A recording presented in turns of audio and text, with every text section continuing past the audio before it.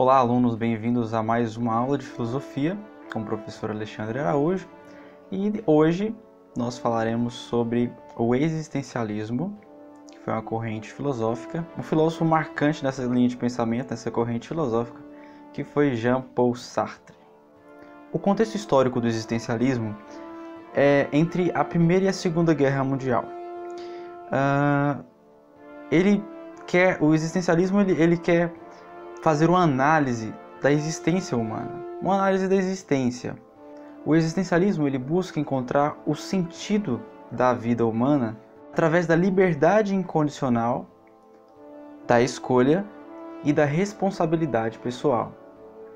Ou seja, o indivíduo ele é livre, ele é extremamente livre e extremamente responsável por suas escolhas. E logo mais com o pensamento de Sartre, vocês saberão o porquê que nós somos condenados a sermos livres. Para o existencialismo, o homem é um indivíduo, não é a humanidade. O homem é apenas um indivíduo e ele apenas existe.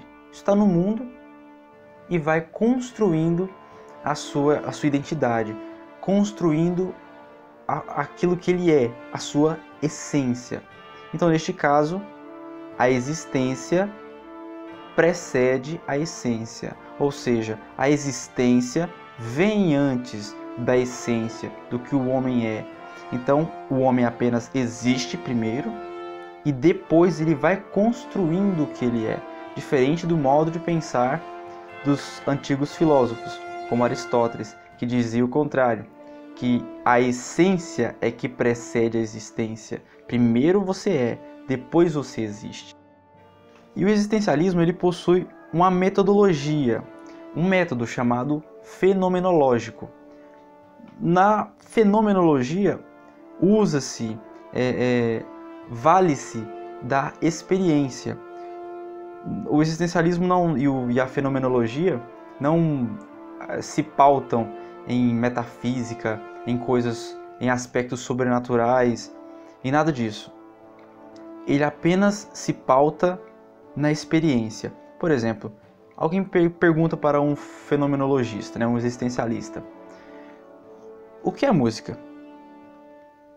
O fenomenologista simplesmente pega um violão e começa a dedilhar, e começa a tocar uma canção belíssima, e a pessoa, através da experiência, ou seja, através do método fenomenológico, através do fenômeno, tocar violão e escutar música, já começa a intuir o que é música.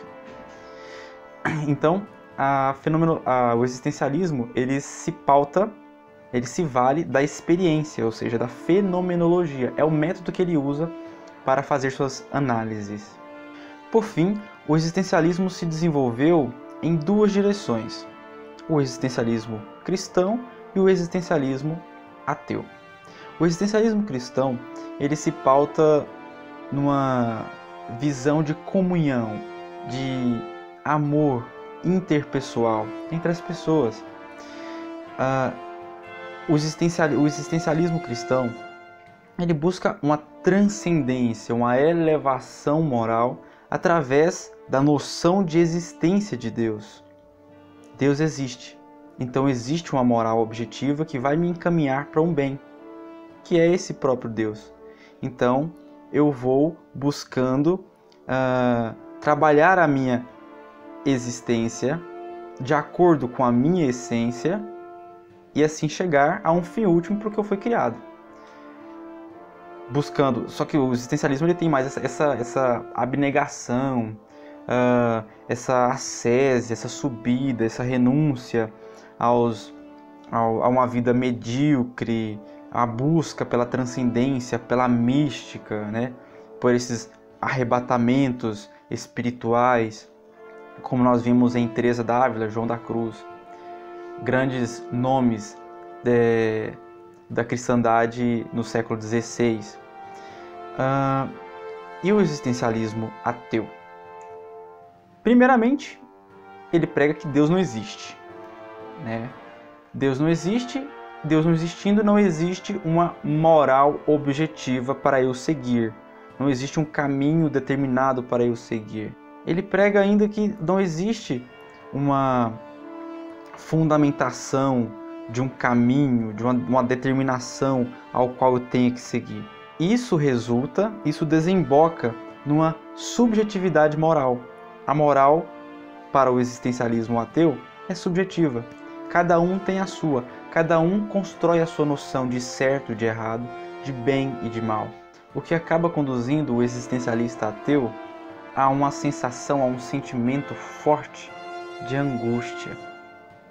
Angústia diante da fragilidade humana, angústia diante da responsabilidade das escolhas e a ter que orientar todos os seus atos para a sua construção individual ou algum compromisso social. Então, o existencialismo ateu, ele infelizmente desemboca nessa angústia, nessa sensação, nesse sentimento do nada, mas é uma angústia pelo nada. E quem vai explicar isso direitinho pra gente é ninguém mais, ninguém menos que o filósofo Jean-Paul Sartre. Jean-Paul Sartre, ele nasceu na França em 1905 e morreu em 1980. Ele era ateu, existencialista e de esquerda política. Só o naipe, né? Mas enfim, fazer o quê? Então, para Sartre, não existe Deus. E se não existe Deus, não existe um fim último que nos determine, que nos conduza para uma finalidade. Se não existe um fim último e nem Deus, não existe uma essência que nos determine. Segundo Sartre, o homem não possui essência, ele constrói a sua essência. O que contraria a Aristóteles, que viveu no século IV a.C. Ele dizia que a essência precede a existência, porque antes de existir, como com braços e pernas, ou como um adulto, ou existir como um menino, ou uma criança, ou um bebê de 9 meses no útero da mãe, ou como um feto, ou como um zigoto, antes de existir, a minha essência já me determina. Eu já estou determinado. A essência determina o ser e mostra qual a finalidade dele. Para Aristóteles, nós temos que conhecer a nossa essência, a nossa finalidade e buscar praticar virtudes, hábitos bons que nos levem para o fim último para o qual fomos criados. Existe algo que determina toda a existência humana, que é a essência. Para Sartre, não. Para Sartre, o homem está no mundo, simplesmente existe e precisa construir a sua essência, o seu ser. Vamos pegar a visão de Sartre e jogar num exemplo bem simples. Eu não tenho uma natureza que me determine, humano, que me engloba num grupo de humanos. Eu sou apenas um indivíduo. Eu sou apenas um indivíduo e o mundo está cheio de indivíduos. O mundo não tem uma humanidade, ele tem um monte de indivíduo. Não é 1, 2, 3, 4, 5 humanos. É um indivíduo, um indivíduo, um indivíduo, um indivíduo, um indivíduo. Esse é o pensamento de Sartre, bastante individualista. E esse indivíduo, que sou eu, não possuo uma natureza humana, uma essência que me jogue no grupo dos humanos. Eu sou apenas um indivíduo que apenas existe no mundo, sem nenhuma finalidade e que precisa construir a sua essência. Eu apenas existo e preciso construir o que eu sou, ou melhor, o que eu quero ser. E eu quero ser uma sereia para nadar livremente no mar. Então eu vou agir como tal. Eu vou para o mar ser uma sereia. É mais ou menos por aí o pensamento de Sartre. Você é aquilo que você quer ser. Porque é você que constrói a sua essência, uma vez que você já existe. E só existe. E você não é nada. Aí a gente entra na questão do ser e o nada de Sartre. O homem, para Sartre, é nada. Ele apenas existe. E ele vai se construindo de acordo com as suas decisões, de acordo com as suas escolhas. E as escolhas do homem são pautadas na sua liberdade. E onde ele diz que o homem está condenado a ser livre. Para Sartre, nada nos determina, nada nos obriga. Não somos obrigados a nada. Cabe a nós, dentro da nossa extravagante liberdade, escolher como agir. A filosofia tradicional ela diz que existem valores, que existem princípios eternos e imutáveis, que nos direcionam, que nos conduzem para o fim último para o qual fomos criados. Para Sartre, não. Para Sartre, não existem valores tradicionais. Nós é que criamos estes valores. Cada um cria o seu valor, cada um cria a sua moral. Isso é o processo de construir a sua essência dentro da sua existência. Você só existe e precisa construir aquilo que você quer ser. Porém, você é condenado a ser livre. Você é extremamente livre e extremamente responsável pelos seus atos. Por isso que isso gera uma angústia. Por quê? Porque além de você ser nada, e o fato de Deus não existir, e uma moral não existir, tudo que te resta é uma liberdade. Tudo que te resta é ser livre. Então você está condenado, fadado a ser livre. E se você decide não escolher? Não, mas eu não quero fazer escolhas, eu não quero fazer decisões. Você acabou de exercer sua liberdade. Você acabou de fazer uma escolha. Eu decido não escolher. Então você acabou de fazer uma escolha. Você está condenado a ser livre. Você não pode fugir disso. O homem não pode fugir desse fardo da liberdade, segundo Sartre. E liberdade para Sartre é aquilo que faz com que o homem deseje ser. Como que numa tentativa frustrada de preencher o seu nada. Liberdade é ainda a responsabilidade dos atos, mesmo sob pressão do meio em que a pessoa vive. Por exemplo, você trabalha das 7 às 5h30 da tarde e precisa terminar, naquele dia especificamente, um relatório de trabalho para entregar para o seu patrão. E o tempo já está esgotando, porque o relatório é muito complexo. E você precisa pegar os seus filhos na escola, porque sua mulher, porventura, está doente. Então você fica pressionado em terminar logo aquilo. Você tem escolhas. Você simplesmente larga e vai cuidar da sua vida, ou você se esforça e sofre para poder terminar o seu relatório e não perder o seu emprego. Mesmo nesse meio de pressão, ou em qualquer outro, o homem é livre para escolher aquilo que ele quiser. Mesmo sob pressão. Mesmo estando pressionado externamente, o homem exerce a sua liberdade. Sartre diz ainda que o inferno são os outros. Nessa frase, pode-se tirar um termo chamado alteridade.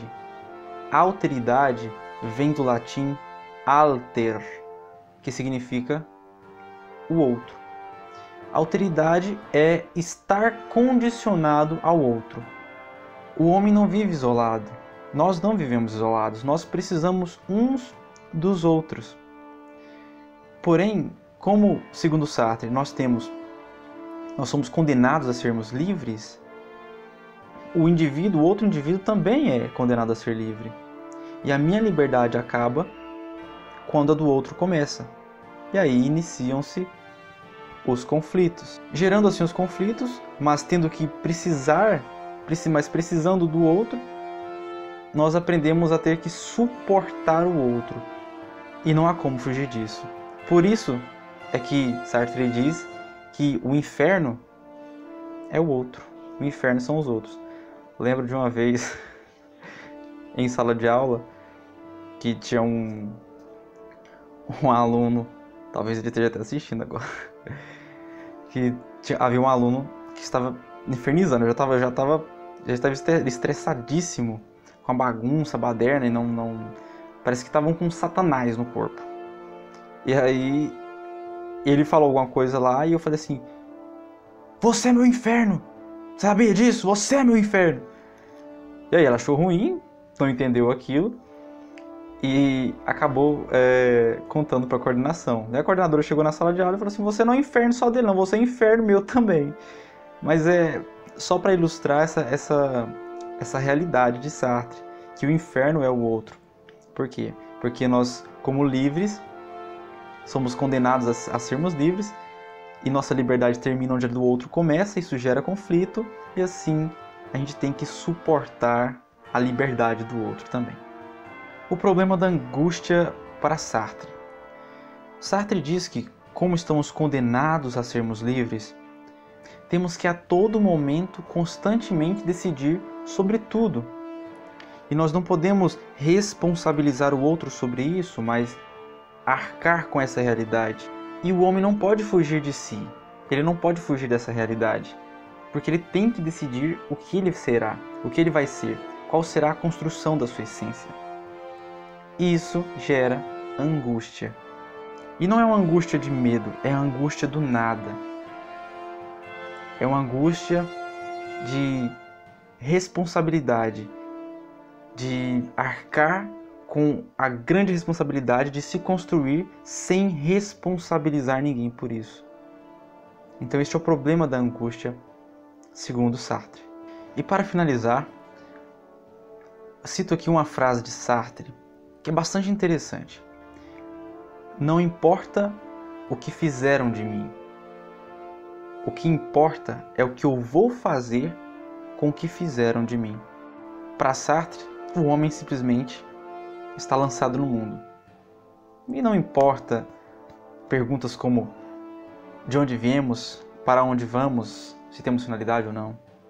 O que importa é que o homem está no mundo, existe e precisa construir aquilo que ele quer ser, dentro de sua condenação a ser livre. Até a próxima.